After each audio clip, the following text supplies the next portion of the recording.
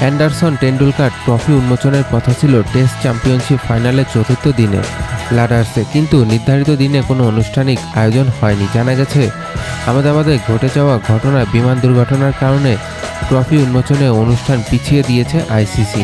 অপরদিকে ভারত ও পাকিস্তানের রাজনৈতিক সম্পর্কের প্রভাব ক্রিকেটেও স্পষ্ট। দুই দেশ একে অপরের মাটিতে খেলবে না, এই সিদ্ধান্ত হয়েছিল আগেই। তাই 2025 নারী ওয়ানডে বিশ্বকাপ ভারত সফরে যাবে না পাকিস্তান। তবে সব জল্পনা কল্পনার অবসান ঘটিয়ে নিশ্চিত হয়েছে এই বিশ্বকাপে মুখোমুখি হচ্ছে ভারত ও পাকিস্তান। 5 অক্টোবর কলম্বো আর প্রমোদাস স্টেডিয়ামে হবে দুই চিরপ্রতিদ্বন্দ্বীর লড়াই।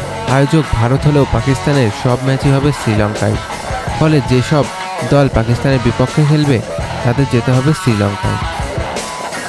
বৃষ্টির কারণে প্রথম দুই ম্যাচে ভেস্তে যাওয়ার পর শেষ ম্যাচে মিলেছে জমজমাট বিনোদন।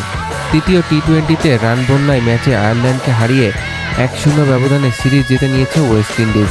ব্যাটে বলে দারুণ লড়াই উপভোগ করেছে দর্শক।